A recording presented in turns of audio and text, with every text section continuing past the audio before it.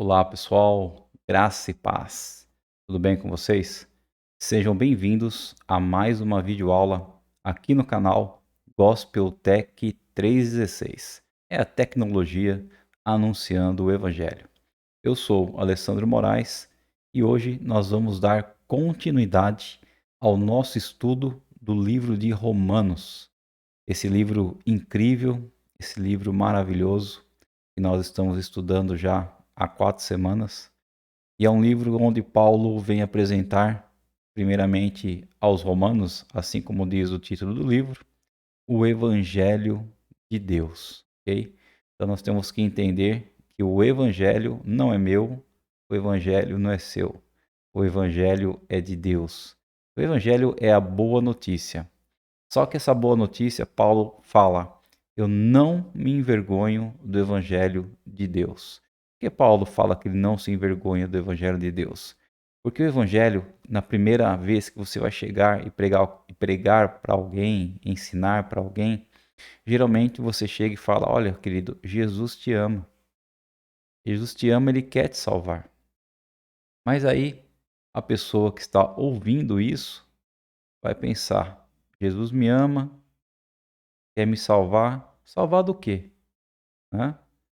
Então, o primeiro ponto, quando Paulo vai escrever a carta aos Romanos, ele define quem nós somos, quem os seres humanos são perante Deus. Ok? Então, nós não temos poder para adaptar a mensagem de Deus. Nós não podemos adaptar o Evangelho, a boa notícia, a mensagem de Deus, a fim de que ela se torne se torne mais atraente e se torne menos agressiva, vamos dizer assim.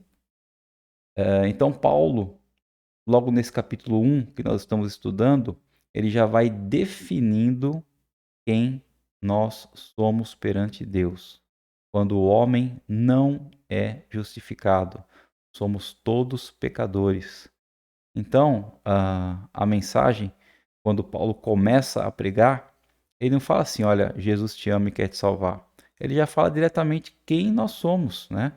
É uma mensagem que se torna para a gente que não quer seguir a Cristo, as pessoas que ouvem a mensagem e não querem compreender e não querem acreditar, se torna uma mensagem ofensiva, ok?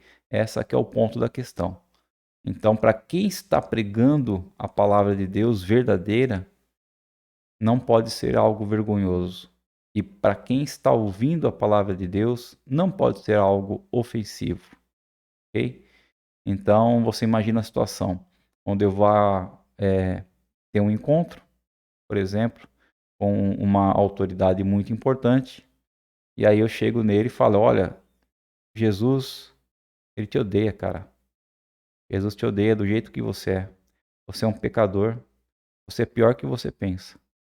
Mas, eu tenho uma boa notícia para te dar. Se você acreditar em Jesus Cristo, no Evangelho de Deus, acreditar na justificação, você é salvo. Você passa do status de inimigo de Deus para ser amigo de Deus. Então veja bem, a primeira parte da minha mensagem, quando a pessoa recebe aquele impacto, pode ser ofensiva para a pessoa. E eu não posso me envergonhar de falar isso para ela, que ela não presta, que ela é uma pecadora e que ela é pior que ela pensa. Então eu não posso ter vergonha disso. Por isso que fala, eu não me envergonho do evangelho. Entendeu? Então, queridos, é isso. A mensagem, o evangelho é uma boa notícia. Sim.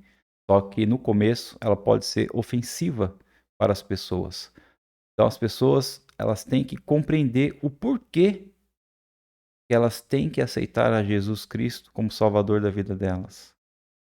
Elas têm que entender que se elas não acreditarem em Cristo, se elas não acreditarem na obra da cruz, na crucificação de Cristo, se elas não acreditarem no Evangelho, que é a boa notícia, a ira de Deus permanecerá sobre a vida delas. Então, queira ou não, você chegar para a pessoa e falar: olha, a ira de Deus está sobre sua vida. É algo ofensivo, ok? Então, por isso que a palavra ela é ofensiva no início.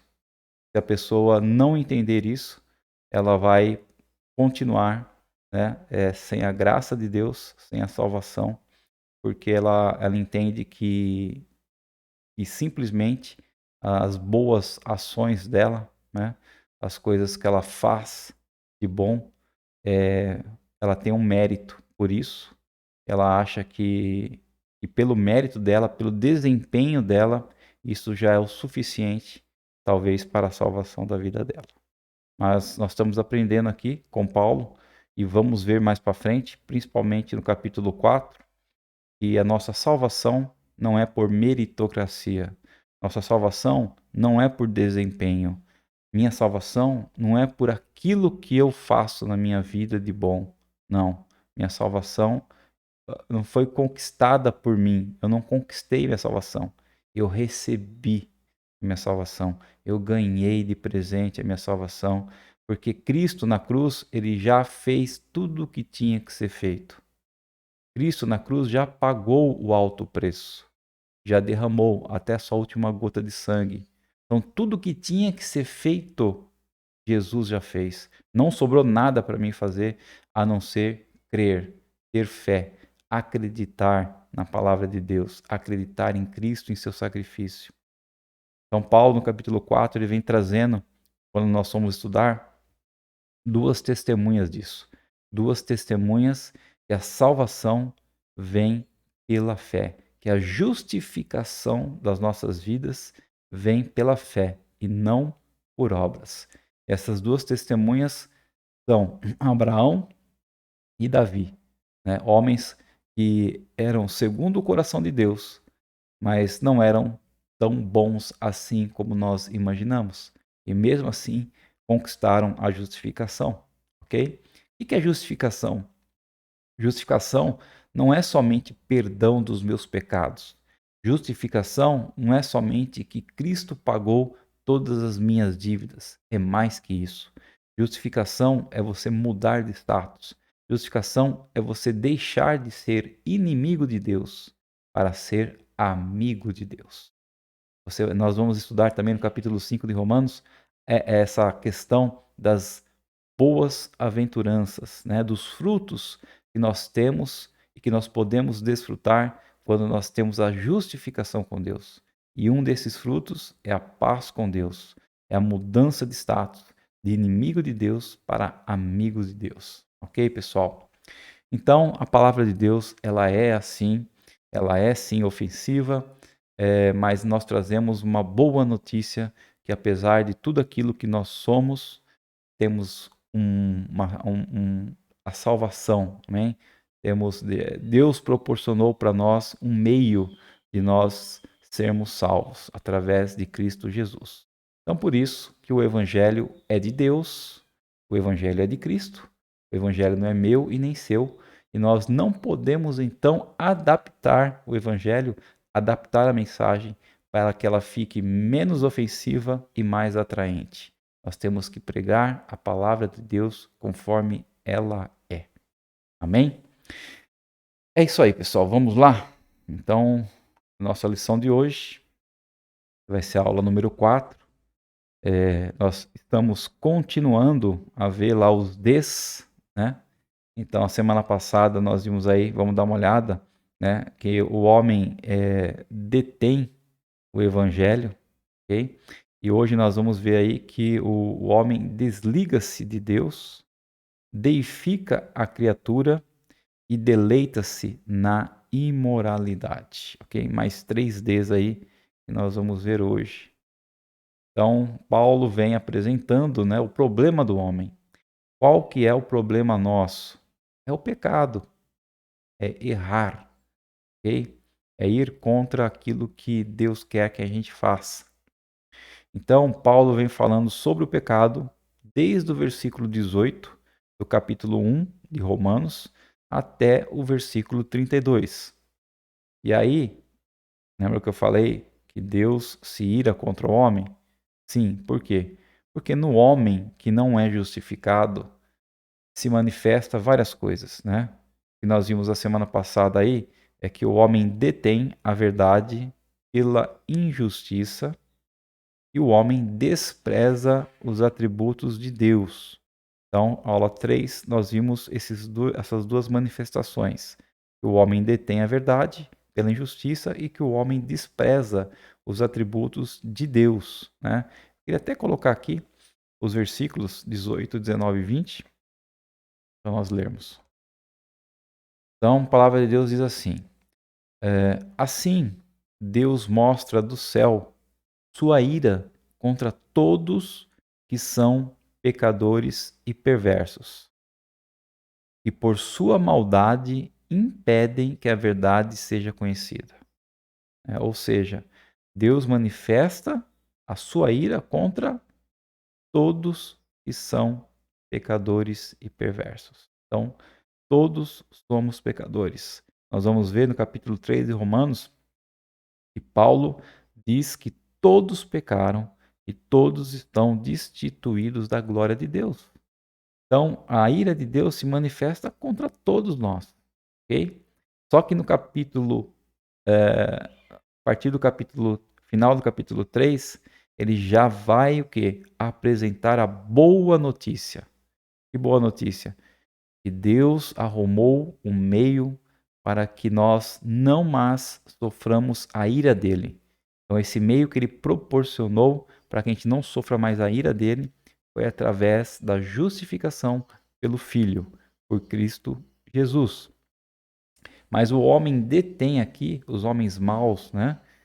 Detêm, impedem que a verdade seja conhecida. Que verdade? A verdade é que Deus existe. A verdade é que Cristo veio ao mundo como homem e que Cristo sofreu todo aquele castigo antes de ir para a cruz e na cruz foi pregado, né? Então, o homem, por sua maldade, muitas vezes impede que essa verdade seja conhecida, que é o Evangelho de Deus. Então, ele detém a verdade pela injustiça. Versículo 19. Sabem a verdade a respeito de Deus, pois ele a tornou evidente por meio de tudo que ele fez desde a criação do mundo. Podem perceber claramente seus atributos invisíveis, seu poder eterno e sua natureza divina. Portanto, não tem desculpa alguma. Então, nós aprendemos também que todos os povos, todas as nações serão julgadas perante Deus. E aí nós podemos perguntar: e mais aqueles povos nômades, aqueles povos que não foram alcançados, aquelas tribos de índios que nunca ouviram falar de Deus? Ninguém tem desculpa. Por que não tem desculpa? Porque apesar de talvez o evangelho não ter chegado até esses lugares mais remotos, mais afastados, através dessas tribos, ao acordar pela manhã, eles podem ver o sol que ilumina e que aquece a eles. Eles têm uma consciência do que é bom e do que é ruim, né? Porque essa consciência faz parte da imagem de Deus. Quando Deus criou o homem, ele falou: façamos o homem a nossa imagem e semelhança. E um pedacinho da imagem e semelhança de Deus que nós temos é a nossa consciência.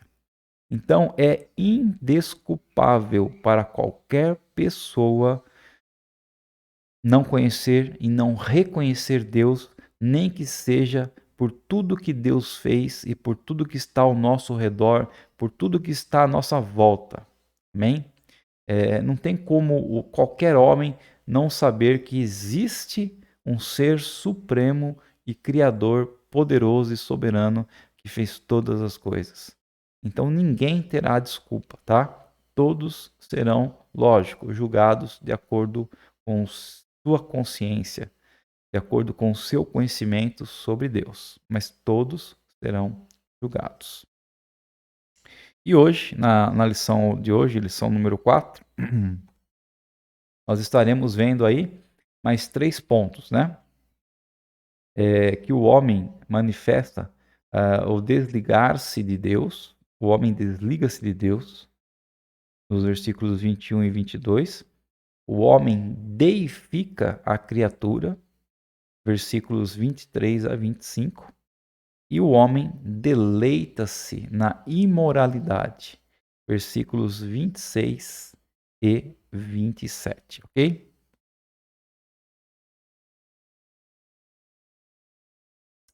Então, primeiro ponto aí de hoje, né? O homem desliga-se de Deus, versículos 21 e 22. E diz assim: porque, tendo conhecido a Deus, não o glorificaram como Deus, nem lhe renderam graças, mas os seus pensamentos tornaram-se fúteis, e o coração insensato deles obscureceu-se.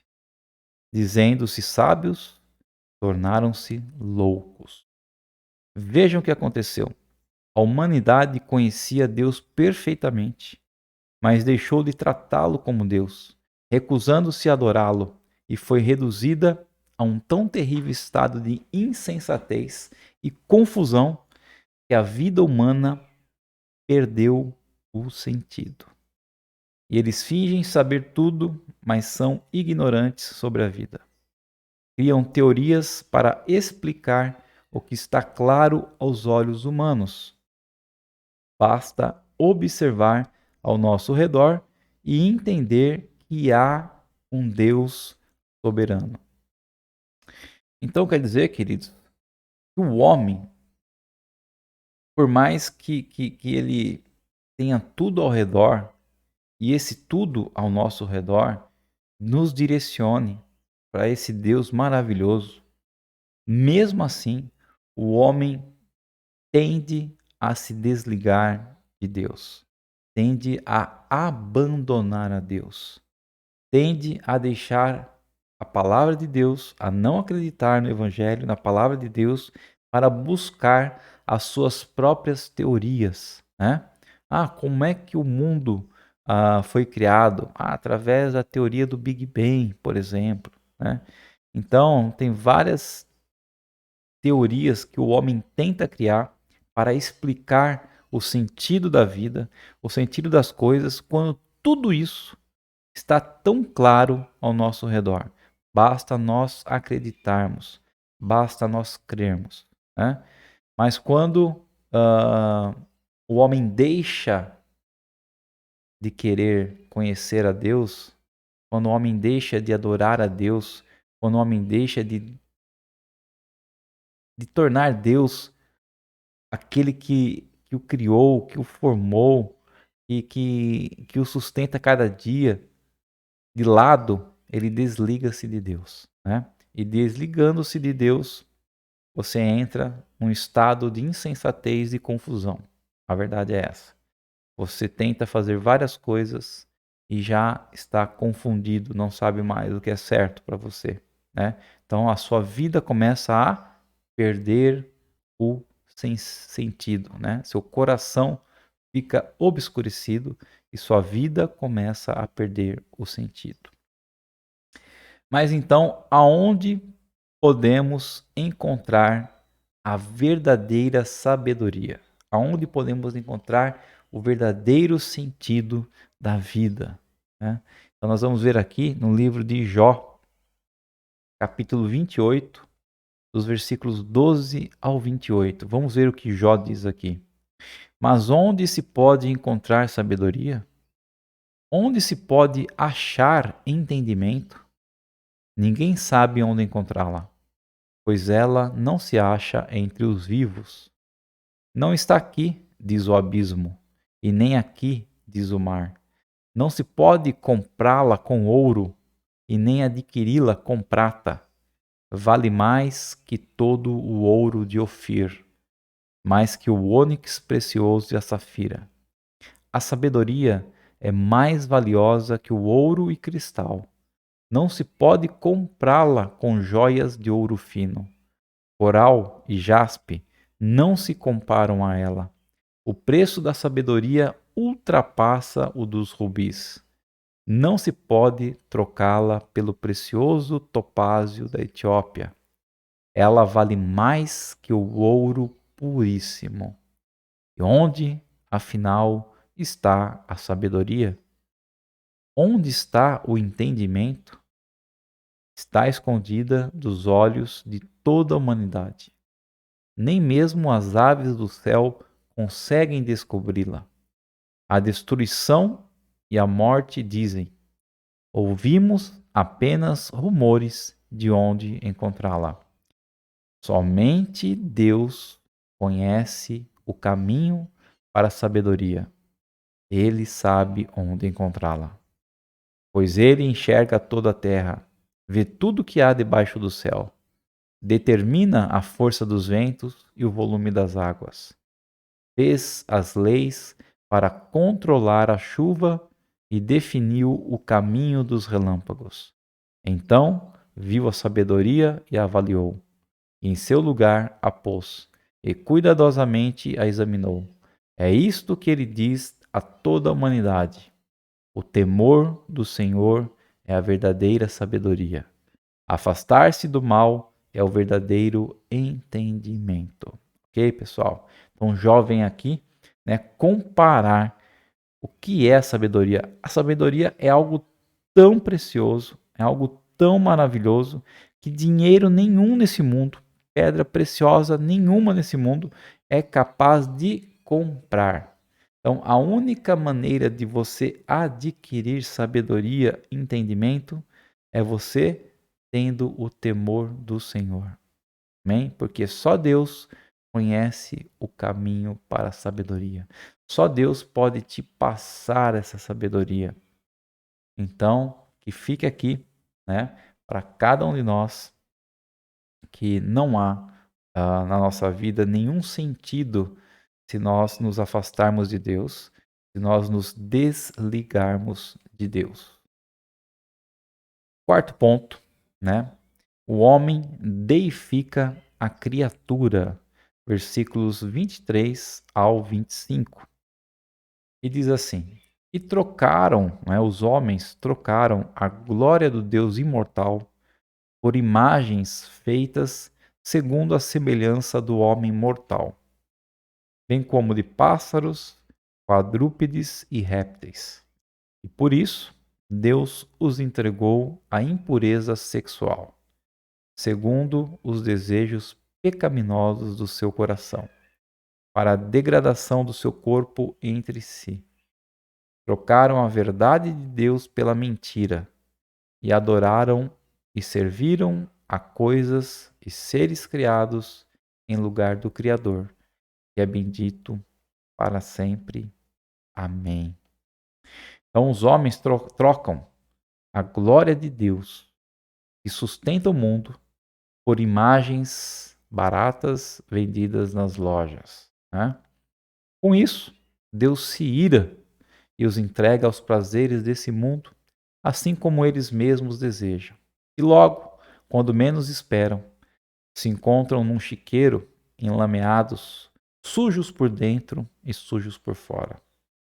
Tudo porque trocaram o Deus verdadeiro por um Deus falso e passaram a adorar o Deus que fizeram no lugar do Deus que o fez.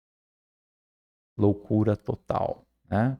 Então, muitos homens, ao invés de adorar, né, a esse Deus maravilhoso, a esse Deus imortal, preferem adorar imagens feitas segundo a própria semelhança do homem, né? Nós sabemos que tem diversos tipos de imagem que o homem adora, dependendo do povo, dependendo da cultura, né? Uns adoram até animais, outros adoram homens, outros adoram outras coisas, como está aqui na palavra. E a gente sabe que tudo isso, gente, o único que merece adoração, o único que é digno da adoração é o Deus vivo e poderoso. Amém? É Ele quem sustenta todas as coisas. É dele que vem a sabedoria.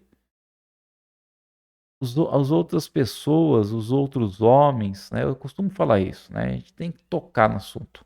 Como eu falei no início, a mensagem verdadeira, o evangelho, apesar dela ser uma boa notícia, muitas vezes para certas pessoas ela se torna ofensiva, mas nós temos que pregar a mensagem verdadeira. Nós não podemos adaptar a palavra de Deus para que ela fique mais atraente, de forma nenhuma.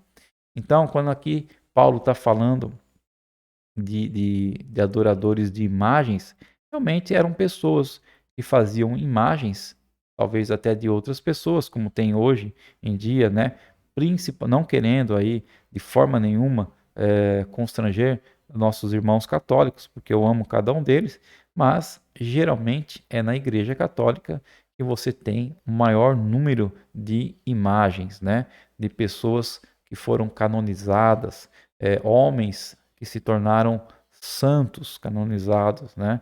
E que hoje fazem até imagens dele, fazem estatuetas dele, para que a gente possa ter em casa e assim olhar para aquela imagem e rogar aquela imagem, rogar aquele santo, rogar aquela pessoa para que ela intervenha com Deus.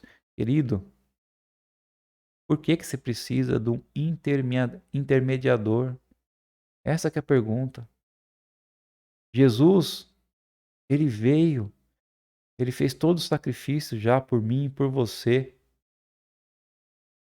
Jesus, ele é a porta. Jesus, ele é o caminho. Jesus fala: ninguém vem ao Pai senão por mim. Jesus é o caminho, Jesus é a porta, Jesus é a ponte que nos liga a Deus. Você não vai achar em nenhum lugar na Bíblia falando que qualquer outro tipo de pessoa ou animal faz essa interligação do ser humano com Deus.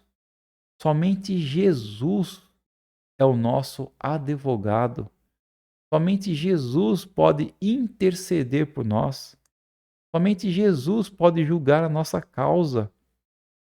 Não há outro, querido. Então, eu sinto muito em falar, mas a palavra é verdadeira. Não adianta, né? Não adianta de querer colocar outras pessoas que foram muito boas nessa vida, né?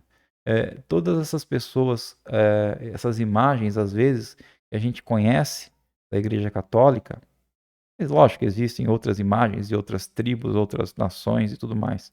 Estou falando da Igreja Católica porque é as que eu conheço mais, ok? Então não adianta a gente querer chegar diante de uma imagem ali, ajoelhar perante ela e pedir intercessão por ela.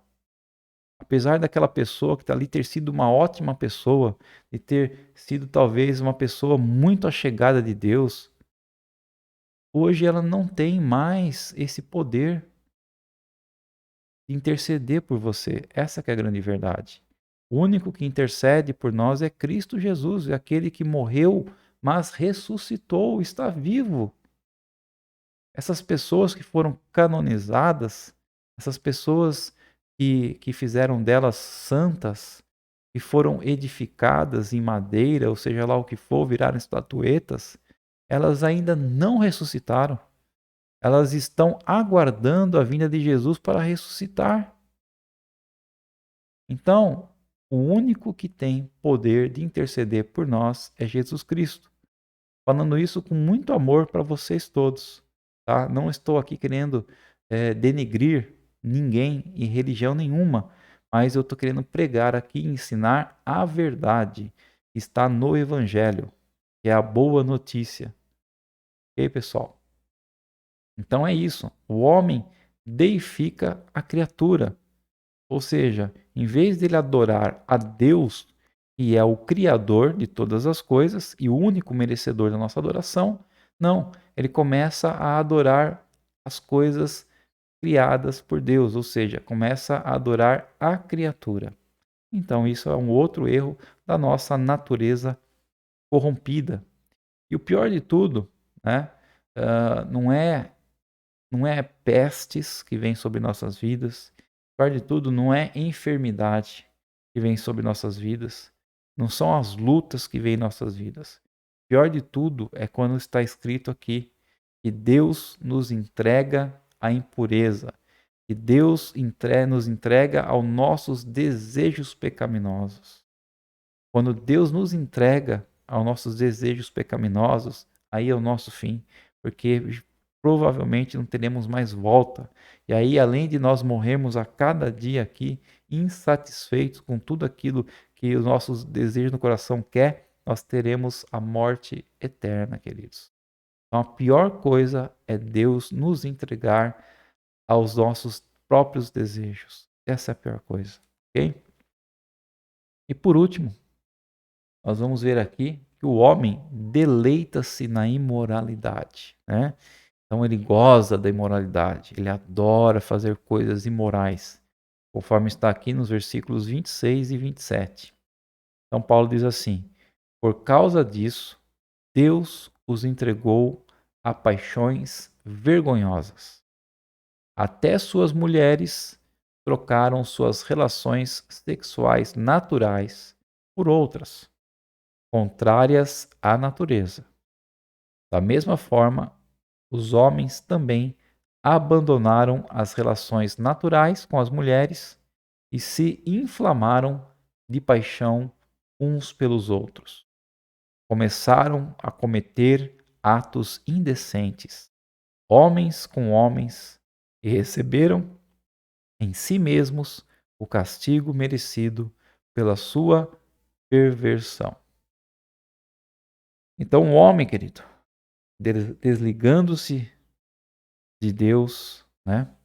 O homem deificando a criatura e deleitando-se na imoralidade, rejeitando o Criador, tornou-se um ser confuso, confuso com sua própria identidade. E aí ele passou a expressar o seu comportamento sexual de maneira deturpada, ok? A homossexualidade. Okay? Então, a história ela registra que muitos dos imperadores, inclusive romanos, eles eram homossexuais. Por quê? Porque deixaram de adorar o Deus vivo e poderoso para poder adorar outras coisas. Se desligaram de Deus, detiveram a verdade pela injustiça, fizeram coisas totalmente reprovadas por Deus. E aí o que Deus fez com eles? Entregou eles às paixões dos seus próprios corações. Amém? E aí, não satisfeitos com tudo que eles já faziam, começaram a ter relações antinaturais, né? Mulheres com mulheres e homens com homens, que hoje nós conhecemos como homossexualidade. Então não adianta, o mundo hoje em dia quer nos mostrar através dos filmes, através das novelas, através dos seriados, através das mídias na internet, que a homossexualidade é algo comum, que a homossexualidade é uma opção do ser humano, que nós temos que aceitar, mas esse aceitar está num tom tão agressivo para nós que temos temor pela palavra de Deus, que buscamos a sabedoria em Deus, porque é assim, parece que eles querem que nós, além de aceitarmos a opção sexual deles, né? Apesar de, além de a gente aceitar isso, eles querem que parece que a gente acredite que isso é o certo, que isso é o normal, né? Hoje em dia as coisas estão tão deturpadas que eles querem, né? Os homossexuais, eles querem que a gente aceite a homossexualidade como algo normal. E não é, querido. A palavra de Deus está aí. Ela é ofensiva. Nós não podemos minimizar o que Deus está nos ensinando, deixar mais atraente a mensagem, de jeito nenhum. Nós temos que amar as pessoas homossexuais com toda certeza. Não desprezo nenhuma delas. Mas eu não posso chegar e falar: olha, você, na sua opção que você fez, é algo normal, você está certo, você não vai ter problema nenhum com Deus. Posso dizer isso? Com certeza não. Por quê? Porque a palavra não diz isso. A palavra diz que essas pessoas cometem esses atos porque abandonaram Deus, porque foram entregues aos seus próprios prazeres às suas mentes pecaminosas, aos seus próprios desejos. Esse que é o grande problema. Ter essa mente deturpada, porque não tem Deus, né? Então, por que os homens e mulheres se tornam tão confusos ao ponto de não agirem conforme a sua natureza, conforme a sua anatomia, né? Deus criou, queridos, o homem e a mulher, né? E há diferenças no corpo, na anatomia dos dois, ok? Então o homem se tornou tão confuso que quer utilizar o corpo de cada um da forma totalmente errada. E aí a resposta está bem clara nesses versículos que nós acabamos de estudar, né? Ou seja, por terem se desligados de Deus, por terem criado deuses falsos, trocando a adoração para o Criador pela adoração à criatura, e por terem prazer na imoralidade, deleitando-se em toda sorte de ações depravadas, devido aos seus corações obscuros e petrificados, onde Deus já não existe, onde Deus é rejeitado em seus corações. Mas, para finalizar, né, todos somos pecadores, tá? Então aqui Deus não está falando nesses versículos somente sobre os homossexuais, de forma nenhuma. Deus está aqui, através da vida de Paulo, definindo nós, homens e mulheres, como todos são pecadores, né? Então não importa se talvez a gente não cometa esse pecado da homossexualidade, mas a gente comete outros pecados que às vezes a gente nem percebe. E é mesmo, então nós somos pecadores e somos necessitados da graça e da misericórdia e do perdão de Deus sobre nossas vidas. Então não são só os homossexuais que são os piores pecadores, não. Nós também somos, como eles, pecadores. Só está diferenciando o tipo de pecado. Mas e a consequência? A consequência aqui é um pouco diferente, lógico, porque toda ação que a gente tem na vida tem uma reação. Então, dependendo do tipo de pecado que você comete, você vai ter uma reação contrária. Mas, aos olhos de Deus, todos estamos nivelados no mesmo patamar. Todos somos pecadores, destituídos da glória de Deus, onde Deus manifesta a sua ira sobre nós, se nós não formos justificados. Ok? Então, queridos, como eu já falei, nós temos que amar os homossexuais e os pecadores, né? Mesmo sabendo que a mente deles está obscurecida. Nós temos que fazer o quê? Levar a boa notícia. Por quê? Porque a boa notícia, porque o evangelho, ele é o poder de Deus. Então, o evangelho não é que ele tem poder, ele é o poder de Deus. Então, toda vez que nós estamos pregando ou ensinando o evangelho, a palavra de Deus, é poder que está fluindo dali. E o poder de Deus pode transformar a vida de qualquer pessoa. De qualquer pessoa. Então, você não pode, eu não posso julgar as pessoas pelos atos que elas cometem, pelos pecados que elas cometem e falar assim: ah, para essa pessoa eu não vou pregar, para essa pessoa eu não vou ensinar o evangelho, ela não merece, porque ela não vai aceitar, porque ela não vai mudar, não tem jeito. Não. O evangelho, a mensagem é poder de Deus. E o poder de Deus pode transformar qualquer vida, qualquer vida. Então, a toda oportunidade que você tenha, que você pregue, que você exiba, que você exponha o evangelho de Deus, que é a boa notícia. Amém, queridos? Então, nós vimos aqui nessa aula 4, né? Mais 3 Ds. Vamos voltar lá no nossa primeira parte da lição para a gente recapitular. Então, lição passada, aula 3, nós vimos aí que o homem detém a verdade pela injustiça, que o homem despreza os atributos de Deus. Hoje nós estudamos aí que o homem desliga-se de Deus, abandona Deus. O homem deifica, adora a criatura ao invés do Criador. E que o homem deleita-se na imoralidade. Ok? Próxima aula, aula 5, nós estaremos aí vendo sobre a depravação total, né? Onde Paulo vem encerrar aí, e Paulo vem dizer que realmente todos pecamos e todos somos depravados, destituídos da glória de Deus. Você acha que você é ruim, querido? Não. Você é pior que você pensa. Amém? Eu sou pior que eu penso.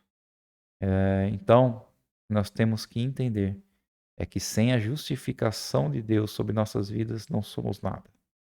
E entender que essa justificação a gente não conquista, a gente não merece, a gente ganha de presente. Que o Pai nos ama. Amém? É isso aí. Vamos estar orando para encerrar essa lição de hoje? Inclusive, hoje eu esqueci de orar no começo, mas vamos estar aqui orando para encerrar. Querido Deus e amado Pai, nós te louvamos, Senhor. Nós te adoramos, ó Pai, como o Deus poderoso, soberano, criador, aquele que nos sustenta, aquele, Senhor, que derrama sobre nós a cada dia a tua graça, Senhor, a tua misericórdia, o teu perdão, o teu amor, aquele, Senhor, que está cuidando de nós em cada detalhe das nossas vidas, ó Pai, está nos protegendo, está nos guardando, Senhor, está nos livrando do mal, ó Pai.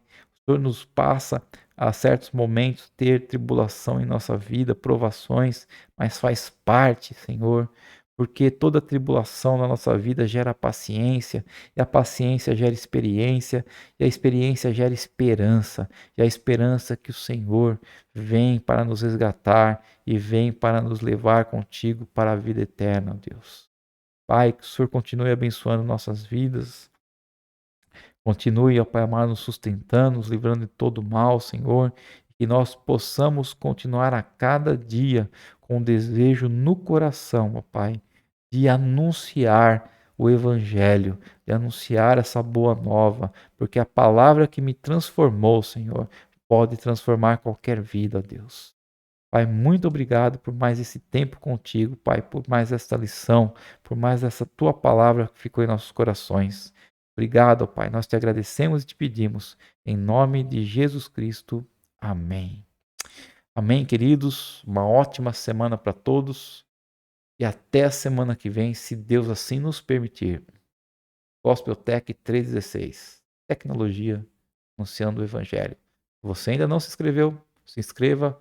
Deixe seu like e compartilhe a palavra de Deus com o maior número de pessoas possíveis. Amém.